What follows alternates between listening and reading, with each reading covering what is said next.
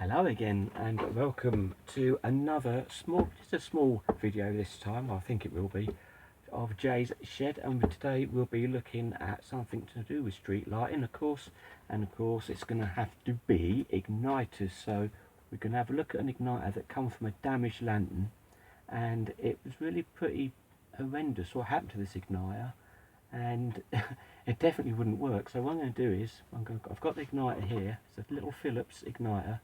I'll take it to bits and I'll show you what's happened inside, because it is really quite interesting, to be honest. And I think this come out of a Fosco P 111, I think, if I remember right.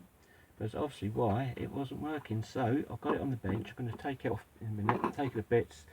I'm going to attempt to put the camera downwards and attempt to show you inside this, and then show you a bit later what I use now to replace these. So if I go do this, which hopefully it should do, there we go. Yeah, brilliant. Now there we go. This is the Phillips. This is a Phillips SKD 578 igniter, used for igniting lamps between 50 watt and 600 watt sodium, HPS, high pressure sodium, or SON as we call it here. It also can operate CDO lamps between 50 and 250 watts.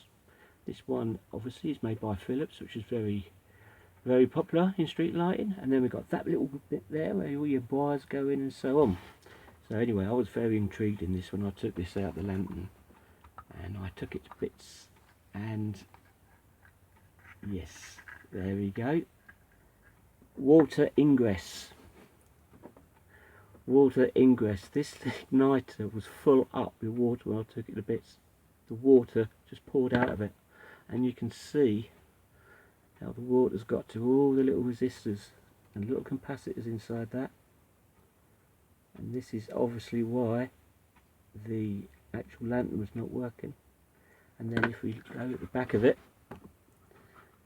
all the circuitry at the back is just mashed. It's just not there. It's all rusty, it's gone, it's starting to rot out, and the whole thing is just like coming apart.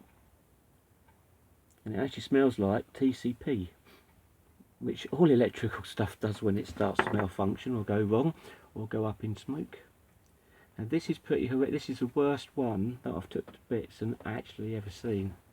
But I thought I'd share it with you, because I doubt whether you'll see another one like this. This igniter must have been sitting in water for a good 3 years or something, or even more.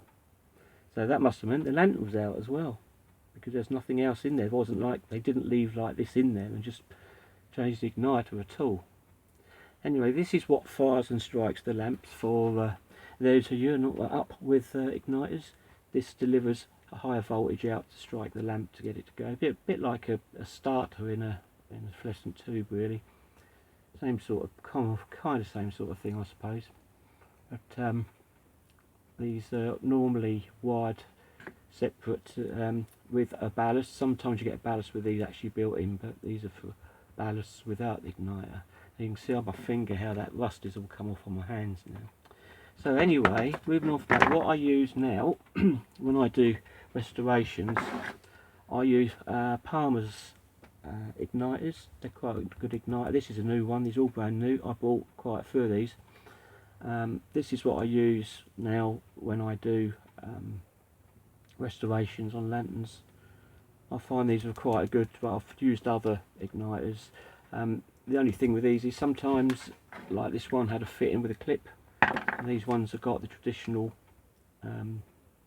nut there, which you won't find on the cylinder igniters. But these ones are really good. So, and they weren't that expensive. This one actually, I think these worked out roughly about £5 each, I think, or less even. But this one does a HPS and metal halide 35 to 70 watt, and you've got your little diagram on there as well. Nice little thing, nice little unit. So that's what we use. So this is what I replaced this one with, and I'm pretty sure it was a Fosco P post top lantern I used it on, the ones with like little crown on. But this I'm going to keep for keepsake because I've never ever seen anything as bad as that. And I think that's just worth sort of like keeping for a little while, just as an example of what you find in street lighting. Incredible. So there we go, that's a little bit about igniters. If you've got any questions on the igniters, hang on a minute, let me just wipe my hands and see if I can get back. Ooh, there I am. If you've got any more questions about igniters or anything like that, drop me a comment down below.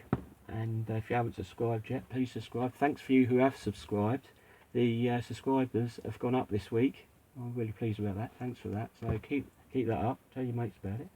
And I'll see you on the next one. And also remember to put that little bell, and then you'll get me updates as they come. It's been a busy week. I'm hoping to get some more content next week. Out and about more coming up soon.